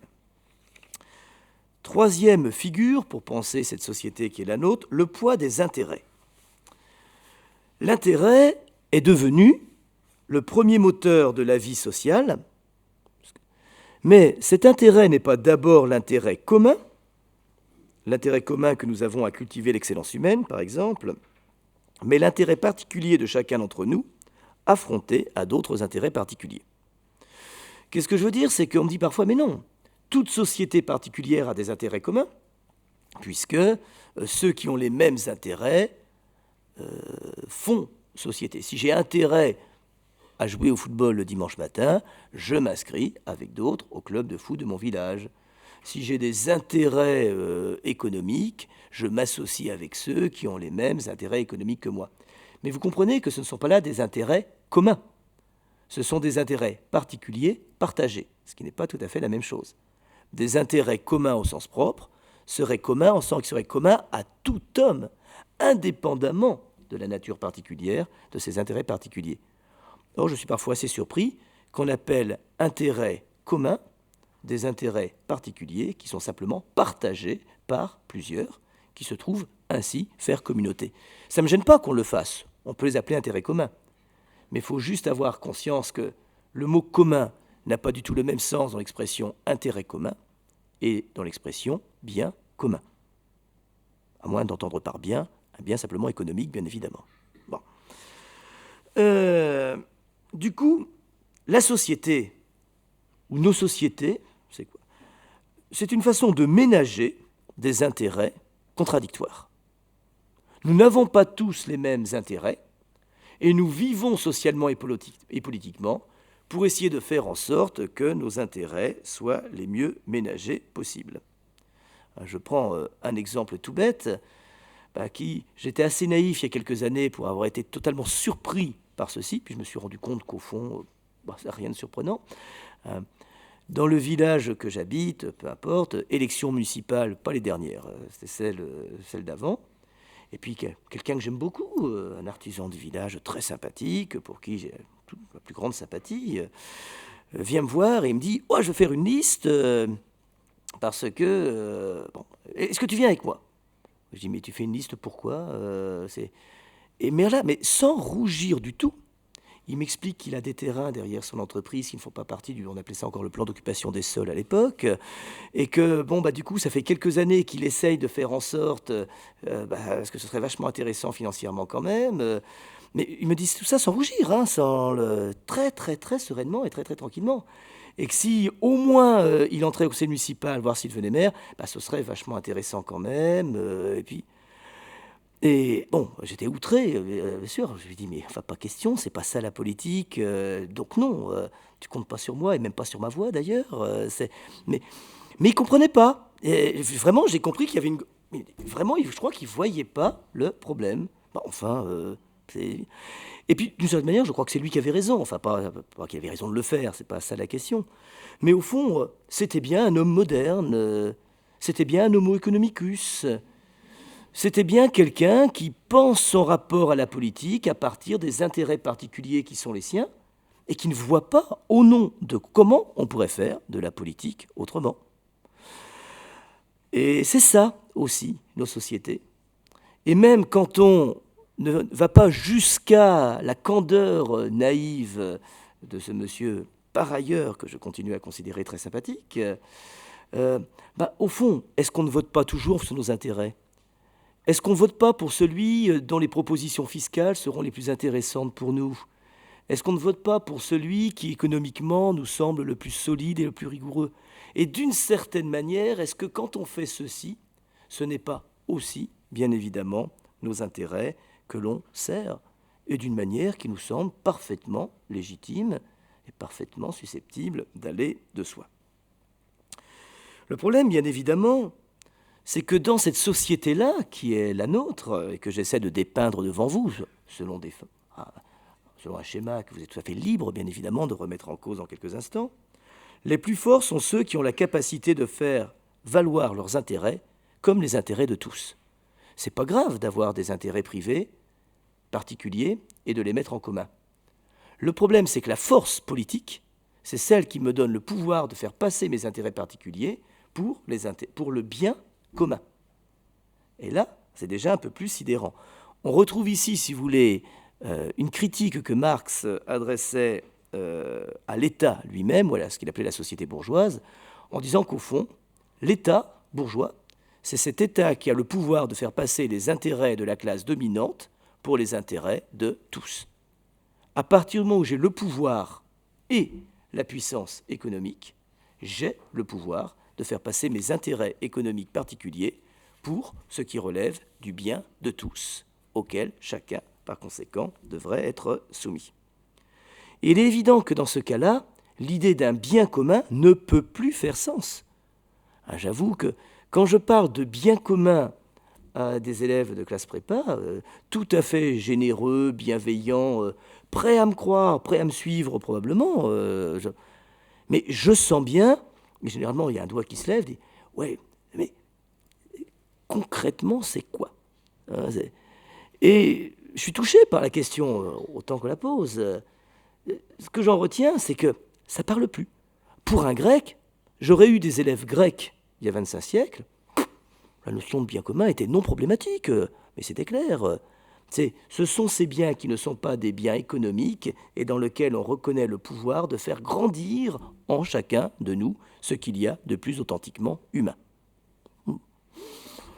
Je dis ça aujourd'hui, d'ailleurs je vois votre scepticisme quand je dis des choses comme ça, je dis ça, si je donnais cette réponse à un élève d'aujourd'hui, bon, je pense que dans le meilleur des cas, j'aurais un petit sourire condescendant, oh là là, il s'arrange pas en vieillissant, Martin, hein, c'est bon, il faut qu'il prenne sa retraite quand même. Hein, bon. Et pourtant, c'est ça aussi, la société qui est la nôtre. Voter, c'est donner sa voix à un homme. Enfin, ce n'est plus donner sa voix à quelqu'un qui incarne ce qu'on considère comme le bien commun, mais donner sa voix à celui qui représente le mieux les intérêts qui sont les nôtres. Et on trouvait tout à fait normal que les ouvriers défendent par leur vote les intérêts de la classe ouvrière, que les entrepreneurs défendent par leur vote les intérêts des entrepreneurs, que les fonctionnaires défendent par leur vote les intérêts des fonctionnaires. Ça nous semble tout à fait normal. Et c'est pour ça, au fond, que je suis sans rancœur avec le monsieur dont je vous ai parlé tout à l'heure. D'une certaine manière, lui, il a pris acte d'un phénomène social universel par lesquels, de toute façon, tout acte politique vise la satisfaction de ses intérêts particuliers. Il en a pris acte. Et simplement, il va jusqu'au bout de cette logique, avec une sorte de candeur généreuse qui fait que, il me le dit tout à fait tranquille, quoi. Et puis il ne comprend pas, après, mon étonnement, quoi. Quatrième et dernière façon de penser cette société qui est la nôtre, vous en proposez, un peu sur mode de la provocation, bien évidemment, la figure, le poids des conformismes. Il y a un fait étonnant, quand on y pense. Je vais vous faire un petit aveu. Chaque fois que quelqu'un dit « quand on y pense », ça veut dire qu'il ne sait plus du tout quoi dire. C'est partie des formules toutes faites qui fait que je vais dire quelque chose en attendant de retrouver ce que j'avais envie de dire. Non. Mais vous vérifierez, ça marche avec moi, mais ça marche avec n'importe qui. Hein. Bon. Donc, il y a quand même un fait étonnant, quand on y pense, c'est que le comportement des hommes en société puisse être globalement prévisible, notamment pour ce qui concerne leur stratégie de promotion et leur mode de consommation.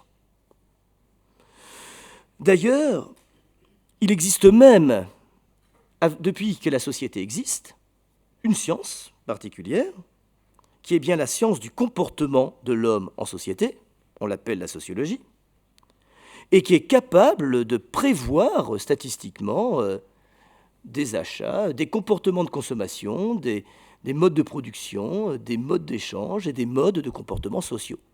C'est incroyable que des sociologues puissent nous dire quelles seront l'année prochaine les grandes tendances de la consommation en France. Combien de bébés naîtront en 2017, sauf incident majeur. C'est sûr que s'il y a un tsunami, ça change un petit peu tout, quoi. Mais si les choses vont leur train, c'est incroyable le nombre de comportements prévisibles qui sont les nôtres, en tout cas à l'échelle sociale. Individuellement, c'est un peu plus compliqué. Il faudrait un sociologue doublé d'un psychologue, ça complique quand même. Mais collectivement, c'est incroyable ce que nous sommes prévisibles.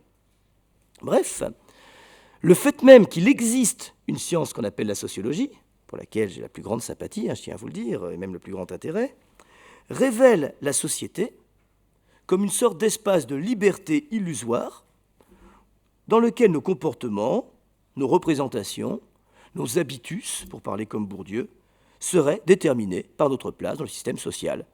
Comment savoir comment un prof se comporte? Très simple, comme un prof. Comment un ouvrier se comporte?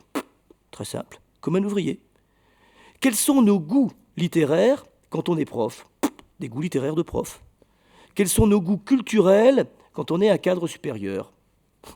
Goût culturel d'un cadre supérieur. Bourdieu en avait fait le tableau dans les années 70, la règle de l'art, etc. Ça marcherait bien évidemment tout aussi aisément qu'aujourd'hui. Nous avons les modes de production, les modes de consommation, les modes d'échange, nous avons les goûts culturels, économiques, qui sont ceux de la catégorie sociale à laquelle nous appartenons. Vous allez me dire, bon, c'est normal.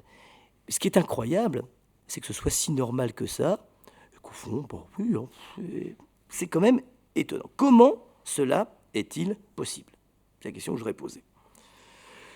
Eh bien, c'est qu'un réseau d'interdépendance effective ne me laisse en fait aucune marge de manœuvre. Quand je fais partie de tel groupe humain particulier, prof, cadre sup, ce que vous voulez, bien évidemment, mes intérêts particuliers dépendent des intérêts particuliers globaux du groupe social dont je suis membre. Et j'ai intérêt, bien évidemment, à ne pas laisser le train filer, à rester accroché au wagon, à rester membre du parti, bien évidemment. Et le problème, c'est qu'on multiplie dans chaque groupe des signes de reconnaissance, culturels, vestimentaires, etc., et que la meilleure façon de montrer que j'en suis, c'est d'adopter les signes de reconnaissance qui sont ceux d'un groupe social particulier. Quand on est prof, on s'habille comme un prof, mal. Quand on est ouvrier, on s'habille comme un ouvrier, c'est-à-dire comme un prof. Bon, ça c'est aujourd'hui en tout cas, c'était pas vrai il y a 30 ans. Hein, bon. Et quand on est cadre supérieur, je vais compter les cadres supérieurs parmi vous. Le pire, c'est que je crois que j'y arriverai. On s'habille bien évidemment comme un cadre supérieur. Bien. La société, du coup, ne connaît l'homme que par ses comportements, et non pas parce qu'il fait de lui un agent capable d'agir véritablement ou un parlant. J'insiste parce que ne faut pas confondre agir et se comporter, un acte et un comportement. Un acte est l'expression de ma volonté libre de sujet investi. Un comportement est déterminé par un jeu social dans lequel je suis pris. Ne confondons pas non plus la parole et la communication. On parlera de la communication au mois de janvier, je crois. Ça va être la prochaine soirée. La communication est une technique dont les conditions de possibilité et d'efficacité sont déterminées par le groupe concerné par cette communication. On ne communique pas de la même manière quand on s'adresse à des enfants, quand on s'adresse à des pairs, quand on s'adresse à des supérieurs, quand on est dans un circuit économique ou quand on est dans un circuit culturel. Bon. Donc les règles de la communication sont déterminées par le milieu où la communication a lieu. La communication est à la parole ce que l'acte est au comportement. Je crois que j'ai dit à l'envers. La communication est à la parole ce que le comportement est à l'acte. C'est-à-dire, au fond, une forme prévisible de rapport à soi, aux autres et au monde, dans lequel ne peut subsister ou derrière lequel ne peut subsister qu'une sorte d'illusion de liberté. Or, ce qui m'étonne, ce qui me fait peur parfois, c'est l'impression de société devenue une société de communicants comportementalistes. Je ne sais pas si on pourrait le dire comme ça, je viens d'inventer l'expression, puis je crois qu'elle est un peu maladroite et malheureuse. Mais au fond, nous sommes devenus des spécialistes des comportements normatifs. Ah, on sait comment il faut se comporter. Hein. D'ailleurs, si on fait faire des entretiens d'embauche à des jeunes, alors là, on les briefe bien. N'agissez pas, comportez-vous. Ne parlez pas, communiquez. Faites gaffe. Hein. Communiquez adéquatement, selon les règles formatées de la communication, et comportez-vous comme on attend de vous que vous vous comportassiez. Bon. Et bien évidemment, là, je prends le modèle de ces fameux entretiens d'embauche auxquels on est à peu près... Enfin, il faut être le dernier des crétins pour être... Enfin, aujourd'hui, il faut être le dernier des crétins pour pas être préparé à un entretien d'embauche, quoi. Il faut le faire exprès, hein. C'est vraiment jamais en avoir entendu parler. Hein. Et pour le reste, bien évidemment, voilà, la routine communicationnelle et comportementale qui suffit précisément à montrer qu'on appartient bien au groupe social qu'on est censé intégrer, ou en tout cas qu'on est porteur de tous les signes de reconnaissance qui nous permettront d'être reconnus comme habilités à intégrer un groupe social particulier. Bref, je m'amuse un peu avec vous, mais la sociologie est le discours où se dit ce qui est advenu de l'homme réduit à ses intérêts, réduit à la satisfaction de ses besoins, réduit à ses comportements stéréotypés, réduit à des communications formatées. Bref, l'homme réduit à un producteur, consommateur, communicant. Je ne fais pas du tout de la sociologie, science de la vie sociale ou science des sociétés humaines, la cause de cette faillite. Absolument pas. Elle est simplement ce qui est capable d'en lire les signes et d'en reconnaître les symptômes. Il est 7h30 et je vais vous dispenser de ma conclusion pour laisser vraiment le temps à un échange qui ne sera pas économique, ça je m'en doute, social je ne sais pas, culturel sans doute. Alors la parole est à vous, je ne sais pas, je n'ai pas vu qui. Il n'y a personne qui est censé porter le micro aujourd'hui? Non. Comment s'appelle le jeune homme qui vient d'habitude? Il n'est pas là? Non. Bon, bah alors c'est pas grave, on va faire ça sans micro. Je pense que ça va marcher quand même, la salle est bien sonorisée. Ah oui. Allez, la parole est à vous. Donc, bon, volontairement, j'ai été un peu provocateur en espérant que ça va susciter et les questions et les interventions. Mais voilà, prenons le temps de discuter ensemble à partir de ce que je vous ai dit là. Alors, il y a des... Hussein doit lever. Allez-y, allez-y, je vous en prie. Vas-y, il n'y a pas de problème. Est-ce que l'hyperfinanciarisation de notre économie depuis Thatcher et Bush, d'une part, et donc des années 80, et le développement des GAFA depuis 2000 n'est pas une négation de la notion d'échange que vous m'avez décrite? Ouais, c'est intéressant ça, parce que c'est vrai que je me suis contenté d'opposer des échanges qu'on pourrait appeler globalement culturels, humains, échanges de paroles, échanges délibératifs, échanges festifs éventuellement, à des échanges économiques qui, s'ils sont socialement nécessaires, ce que j'ai tenté de vous dire, ne sont pas ontologiquement premiers. Mais il se pourrait que j'ai déjà un métro de retard ou un train de retard, c'est-à-dire que même cette société des échanges, telle que je viens d'en esquisser un petit peu le portrait, soit déjà en voie d'être dépassée par toute autre chose, puisque précisément ce qui se joue dans l'hyperfinanciarisation des marchés, c'est un mode de circulation des biens financiers qui ne relève même plus d'une stratégie d'échange ou d'un mode d'échange au sens traditionnel du terme. Une manière de mettre en place des machines capables de produire des milliers de flux financiers ultra rapides en quelques secondes, dans lequel l'argent ne cesse de circuler sans jamais être échangé.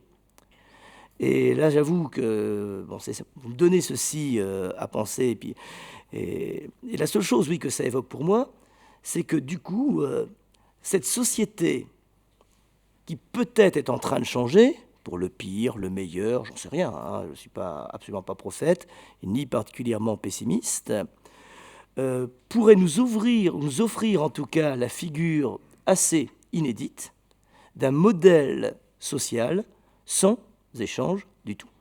Or, le problème, c'est quand nous aurons réduit la part des échanges économiques, la part des échanges de biens effectifs dans le jeu des circuits économiques, il n'est pas certain que nous serons davantage en mesure de satisfaire aux exigences d'échanges culturels, d'échanges humains, d'échanges de paroles, etc.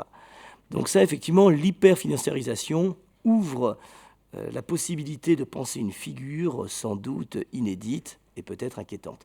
En revanche, je n'ai pas compris ou pas entendu la deuxième partie de la question sur les... Vous avez parlé de GAFAD ? D'accord, je ne connaissais pas du tout.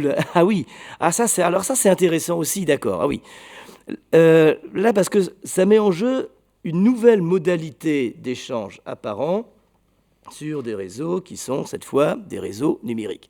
C'est vrai que d'un côté, on a l'impression que nos gamins, les miens, échangent à tire-larigot, hein, c'est-à-dire que, voilà, en permanence sur les réseaux sociaux, en permanence collés avec leur téléphone dans les mains. On échange des mails, on échange un tas de choses, on échange des informations sur ce qu'on a fait la veille, etc.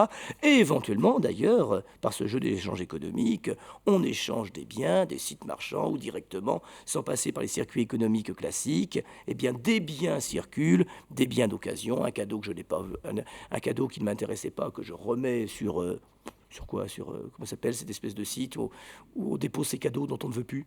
Ce qu'on n'a pas aimé s'appelle comment, ça? Ah oui, eBay, par exemple. Voilà, des choses comme ça. Et là, alors là, du coup, j'avoue que je suis plus... mon appréciation de ce phénomène, qui m'intéresse beaucoup, est plus modérée que ce qui relève de l'hyperfinanciarisation. Il me semble qu'on est à un tournant et moi, je ne sais pas comment ça va tourner. Il est possible que derrière ces jeux des échanges tous azimuts, il y ait une sorte de perte de sens qui fait qu'en réalité, ce qui a l'air d'être un mode de relation où on échange des biens, des informations, des possibilités de fait, des modèles d'organisation, soit en réalité une figure désespérée du chacun derrière son écran, dans lequel, en réalité, plus personne ne rencontre plus personne. Le drame, si vous voulez, d'un certain usage de Facebook qui me permet d'avoir 600 amis virtuels et aucun ami réel. Bon, ça, c'est bien sûr une possibilité. Mais il me semble qu'il y en a une autre. Il se pourrait bien que la puissance du numérique et les possibilités ouvertes par le numérique, c'est curieux, c'est de ça que je vous aurais parlé dans ma conclusion éventuellement, fassent advenir de nouvelles façons possibles d'exister socialement ensemble. C'est des voies comme ça qu'ouvre par exemple Jérémy Rifkin dans sa troisième révolution industrielle, etc. Mais il se pourrait que par le numérique, des possibilités nouvelles d'échange aient lieu. Je prends un exemple tout bête. Quand un site permet d'organiser pour des gens qui ne se connaissent pas un déplacement en voiture pour aller au travail, en réduisant ainsi les coûts essence, usure de la voiture, et en organisant par le biais justement de réseaux, de sites numériques, eh bien, une nouvelle manière de circuler, une nouvelle manière de prendre ou ne pas prendre sa voiture, c'est à la fois de nouvelles possibilités d'échanges réels qui se manifestent, et en même temps de nouvelles possibilités de structurer l'espace économique, à tel point que Rifkin voit l'émergence d'une nouvelle économie non capitaliste qui court-circuite les espaces de production classiques au profit de relations directes entre quelqu'un qui a un service, même si c'est de manière parfaitement provisoire, et quelqu'un que ce service intéresse. Tiens, je vais en voiture demain à Paris, est-ce que ça intéresse quelqu'un de venir avec moi? Et comme ça, on partagera les frais. Et donc, je crois que le développement du numérique, comme toute technique d'ailleurs, est ambivalent. On peut-être utiliser, enfin, peut-être que ça peut donner lieu à de nouvelles formes démocratiques, mais ça, je ne voulais pas en parler aujourd'hui, une réinvention possible de la démocratie, et d'une démocratie qui ne serait pas simplement, qui serait véritablement coopérative, si vous voulez, et puis simplement une démocratie du citoyen consommateur qu'une fois qu'il a voté, regarde ce qui se passe et attend l'élection suivante. Ça ouvre peut-être la voie à de nouvelles formes d'existence démocratique et à de nouvelles formes d'existence sociale. Je crois que les deux sont possibles. Et j'avoue que je ne vois pas pour le moment, peut-être par manque de lucidité, mais de raisons particulières, de voir advenir un modèle plutôt qu'un autre, le pire plutôt que le meilleur, de nouvelles formes d'organisation sociale qui permettront de réinventer des manières d'être ensemble, ou au contraire, une société complètement autistique, où les échanges ne seront que de pseudo-échanges entre individus planqués derrière leur écran et incapables de se regarder eux-mêmes, sinon au niveau de leur nombril, quoi. Oui. Oui, votre description de la société est assez sombre. Oui, tout à fait. Des personnes dont le comportement est principalement dicté par l'intérêt personnel et privé. Vous ne laissez donc pas beaucoup de place à une société où vous retrouverez des personnes animées par certains désintérêts, par un désintérêt local, et qui seraient peut-être animées uniquement ou exclusivement par la recherche d'intérêt général, qui transcenderait et qui dépasserait de strict intérêt privé. Ça doit exister quand même. Oui, oui. Oui, non, mais il est bien évident que j'ai provoqué un peu en m'amusant, si vous voulez, avec un portrait assez sombre de la société. Je crois que peut exister ce que vous dites, mais pas au niveau social, ceci dit. Par exemple, si, commençons par le premier cas, je ne sais pas quel nom lui donner. Que nous puissions exister ensemble, vivre ensemble, agir ensemble, selon des modes désintéressés, nous le savons tous. Ça va être Noël bientôt, que des gens s'organisent pour permettre à des gens qui n'ont rien de pouvoir fêter Noël dignement. Eh bien, il y a bien une association qui est là, une manière d'exister ensemble, d'agir ensemble, de viser un bien irréductible à nos intérêts particuliers, qui bien évidemment laisse des raisons d'espérer, de croire en l'homme et en les possibilités de générosité qui sont les siennes. Le problème, c'est qu'une organisation de ce type, qu'elle soit spontanée ou qu'elle soit institutionnelle, ne relève pas pour moi exactement de la catégorie sociale. Quand des hommes se rassemblent pour viser un bien qui n'est pas réductible à leur intérêt particulier, eh bien, surgit quelque chose. Alors le terme, aujourd'hui, le problème, c'est qu'il est déprécié. Mais cette figure-là, je l'appelle la figure de la communauté, koinonia en grec, parce que précisément, l'enjeu est d'emblée de l'ordre du commun, il n'est pas de l'ordre du privé. C'est ensemble que nous agissons pour qu'en commun, nous puissions produire des fruits qui seront utiles à tous, y compris à nous-mêmes, et pas seulement pour ceux au service duquel, par exemple, nous mettons. Alors, soit on considère ça comme une sorte d'heureuse exception dans la vie sociale, soit on y reconnaît un mode d'être ensemble qui ne correspond pas à la figure de la société et qui relèverait plutôt à ce que j'appellerais un engagement communautaire, si ce terme n'était pas piégé aujourd'hui par la façon dont on l'entend, puisque derrière communautaire, on met presque systématiquement le substantif communautarisme. Et donc, il y a des façons de faire communauté au sens littéral qui sont des façons de viser ensemble un bien commun, irréductible à nos intérêts particuliers. Et Dieu sait que ça existe, et Dieu sait que les Français en sont capables. Quand je vois le succès, je crois, la semaine dernière, ou il y a 15 jours, de ces opérations à la sortie des supermarchés pour les banques alimentaires, j'ai l'impression que la plupart de ceux qui sortaient, nombreux étaient ceux qui sortant de la caisse, avaient quelque chose. On ne sert pas son bien égoïste quand on fait ça, on ne sert pas l'image de soi, on ne va pas s'en vanter derrière en disant « Oh la vache !» Non, on le fait, et je crois que c'est le signe précisément d'une générosité dont nous sommes capables. Donc, je situerai ça plutôt sur un plan que j'appellerais celui de la koinonia, de la communauté, c'est-à-dire la conscience d'un en commun qui subsiste derrière nos comportements sociaux. C'est ça que j'appelle communauté. C'est une manière d'être plus qu'une institution. Et où je verrais plutôt ici la part heureuse de notre humanité. Et quant à viser un bien commun sur le plan général, bien sûr aussi que j'y crois, je ne suis pas...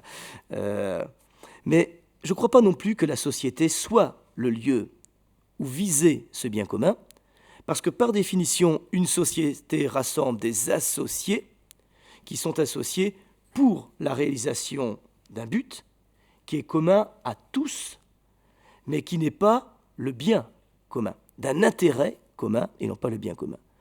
Et alors ça vous paraît peut-être naïf, mais je crois que le lieu où le bien commun doit être débattu, discuté, proposé, où on doit pouvoir réfléchir aux conditions effectives de son accomplissement, c'est l'espace politique. Il me semble que la politique, ça doit servir d'abord à ça, à délibérer ensemble, et pas seulement au Sénat, pas seulement à la Chambre des députés, pas seulement au niveau du Conseil des ministres. C'est là la responsabilité politique de tous les citoyens. C'est ce qu'on retrouve par exemple dans la théorie de l'agir communicationnel d'Habermas ou dans ses propositions d'une démocratie délibérative. Il ne s'agit pas de dire voilà le bien commun, nous le savons, il faut se battre, mais la politique comme expérience d'une délibération possible, d'un partage des voix, d'un partage des paroles, qui nous permet parfois d'oublier quels sont nos intérêts pour discuter ensemble, ce que Habermas appelle une éthique de discussion, d'un bien commun que nous pouvons raisonnablement essayer de réaliser. Et là, du coup, je tiendrai assez à la distinction au moins conceptuelle entre ces trois modalités du commun, de l'être ensemble, de l'inter homines esse, pour parler comme les latins, sa modalité politique, qui, me semble-t-il, n'est politique qu'en tant qu'elle est d'abord délibérative et vise un bien qui n'est pas réductible aux intérêts particuliers, sa forme sociale, c'est-à-dire des associations d'intérêts partagés, et sa forme du commun, du koinon, de la koinonia, la communauté, c'est un terme qui ne me plaît pas ici parce qu'il est un tout petit peu piégé, où on n'est pas dans l'espace politique, on est bien dans un espace où on est associés les uns aux autres, mais non pas pour satisfaire des intérêts particuliers, mais pour le bien des autres, et donc pour quelque chose qui transcende, là encore, nos intérêts particuliers. Voilà. Oui. Bonsoir. Je suis pas du tout d'accord ni avec Adam Smith ni avec Hannah Arendt. Ah, j'ai eu très peur, je crois que vous n'étiez pas du tout d'accord avec moi, vous alliez être puni sur le champ, hein, mais bon, du coup je vous écoute alors, ça va. Parce que justement il base la société des échanges seulement sur l'intérêt. Mais si la société des échanges était finalement autre chose, des choses sur lesquelles on pourrait, des choses sur lesquelles l'homme, des choses sur lesquelles on pourrait baser l'homme sur ce qu'il a de plus bon, communiquer par exemple, aimer, échanger des liens d'amitié et de justice. Alors, vous m'avez dit que vous n'étiez pas d'accord avec Adam Smith et... Ah oui. Alors, je comprends que vous ne soyez pas d'accord avec Adam Smith quand vous dites ceci. Et c'est vrai que moi, je peux difficilement ne pas être d'accord avec vous quand vous laissez entendre que ce qu'on a de plus beau à échanger, ce ne sont peut-être pas des biens, mais, si j'osais le néologisme, quasiment du bien. C'est-à-dire que non pas simplement ce qui nous fait du bien, mais ce qui est signe précisément de cette bonté dont nous sommes capables et qui augmente non pas notre valeur économique, mais au fond notre vertu, ce qui nous fait grandir. Et que c'est vrai que ce qui vraiment nous permet de vivre ensemble heureusement, alors au sens en vue du bonheur, hein, eh bien évidemment, cette capacité que nous avons d'échanger mieux que des biens, des fêtes, des relations d'amitié, des paroles, des actes de solidarité, etc. Mais là encore, l'espace où ceci a lieu, c'est ce que j'appelle l'espace de la communauté. Mais je veux bien, c'est complètement discutable ce que je fais là, parce que c'est en même temps complètement improvisé. Hein. C'est pas ça qui structure la société. Pourquoi ? Parce que la société, c'est pas d'abord des gens qui s'entendent bien. Quand on appelle une entreprise une société, c'est pas idiot. Ça me semble même très juste comme expression. Conceptuellement tout à fait défendable. Mais qu'est-ce qu'on entend par là ? Ce qui nous rassemble, c'est pas d'abord qu'on a envie de se parler. C'est pas d'abord qu'on a envie d'être solidaire. Ce qui nous rassemble, c'est pas d'abord qu'on est des amis. Ce qui nous rassemble, c'est qu'on poursuit un intérêt qui est le nôtre et dont nous avons conscience. Et donc ce jeu d'échanges absolument indispensables et fondamentaux que vous évoquez là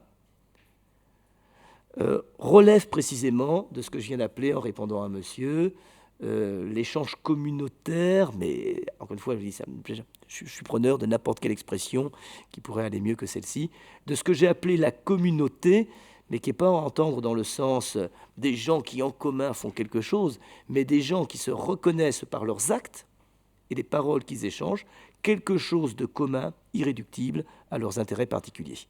Et c'est précisément ça que j'appelle la communauté. En revanche, je ne vois pas pourquoi, disant ceci, vous vous désolidarisez d'Hannah Arendt.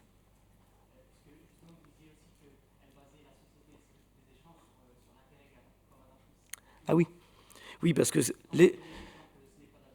D'accord, très bien. Oui, parce que pour Hannah Arendt, échange, quand elle critique la société moderne, ce qui est pour elle un pléonasme, la modernité a inventé la société, donc la société est moderne dans son principe même pour Hannah Arendt, mais quand elle critique ce qu'on appelle la société, échange chez elle veut dire échange économique à ce moment-là. Et effectivement, quand dans, par exemple, la condition de l'homme moderne, elle pense ce qui fonde l'excellence humaine, elle peut repenser des formes d'échange, mais qui mettent en jeu des actes et des paroles. Et là, elle le fait très très bien, avec beaucoup de finesse et de profondeur. Oui, je vous en prie. Je voudrais rebondir sur vos propos que vous teniez à l'instant concernant la générosité dont on peut être capable dans notre société au XXIe siècle. Est-ce que montrer sa bonté, on va reprendre l'exemple que vous donniez concernant la banque alimentaire, par exemple, une personne qui va faire des dons, est-ce que ce n'est pas uniquement faire des dons en direction de quelqu'un pour le bien d'autrui? Ce serait magique.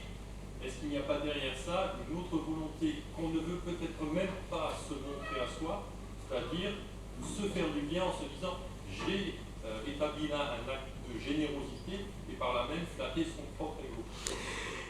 Oui, bien sûr, on ne peut pas exclure qu'un don que l'on présente comme parfaitement désintéressé et généreux soit une forme d'investissement narcissique.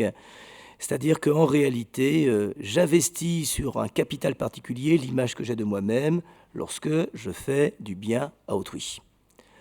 On ne peut pas l'exclure. Bref, on ne peut pas exclure une sorte de résidu cynique derrière nos actes les plus généreux en apparence. Mais en même temps, je dirais deux choses. D'abord, c'est pas grave. Quelles que soient nos raisons de donner, quelles que soient nos raisons d'être généreux, quelles que soient nos raisons de viser un bien commun irréductible à nos intérêts particuliers, l'acte, ici, compte infiniment plus que l'intention subreptice qui pourrait, derrière, éventuellement le corrompre à sa racine. Et je dirais, c'est pas grave, et même si nous sommes tous comme ça, par hypothèse, n'en ayons pas honte, la générosité est dans le don, plus que dans l'intention qui précède le don. Être généreux, c'est d'abord une affaire d'acte. Peu importe, après tout, les raisons pour lesquelles je suis généreux. Ce n'est pas l'essentiel. Puis deuxièmement, ne jetons pas le bébé avec l'eau du bain. Bien sûr que la plupart du temps, quand nous donnons, nous investissons. Si je fais un cadeau à quelqu'un pour son anniversaire, si vraiment je regardais très profondément moi, je devrais bien reconnaître que j'espère qu'il ne m'oubliera pas quand ce sera le mien. Et c'est pas grave, le cadeau compte quand même.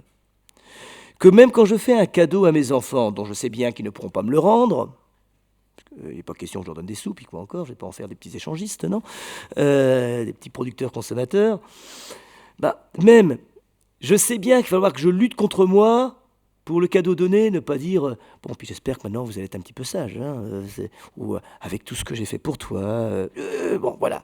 Ces espèces de petites transactions de la vie ordinaire, où nous espérons toujours quelque chose comme un petit retour sur investissement, une sorte de bénéfice symbolique, mais qui là encore, après tout, c'est pas très grave. Ça nous permet au moins d'exister ensemble et d'exister les uns pour les autres. Et puis surtout, quand je disais qu'il ne faut pas jeter le bébé avec l'eau du bain, c'est-à-dire que c'est pas parce que moi je suis incapable de donner d'une manière parfaitement désintéressée que je me sens le droit de considérer que personne n'en est capable. C'est pas parce que moi je suis toujours dans la transaction lorsque je donne que je m'autorise à en déduire que tout don est une transaction. Après tout, je laisse à chacun le mystère de son identité, individuelle, profonde, psychique. Je laisse à chacun le secret de sa conscience. J'essaie de faire ce que je peux avec la mienne. Et si on me dit, il existe, sans doute, ici ou là, des individus d'une générosité exemplaire, capables d'un don gratuit et généreux, sans réserve, j'ai envie de le croire quand même, quoi. Même si c'est un acte de foi.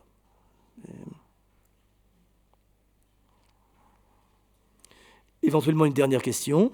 Anthony ? Est-ce que ce ne serait pas un peu ce qu'on pourrait dire, ce que vous venez de dire, dans le sens où, dans un premier temps, vous dites que l'intention ne compte pas, et que c'est le Et dans un second temps, ça vous laisse une part d'optimisme et de rêve, de penser que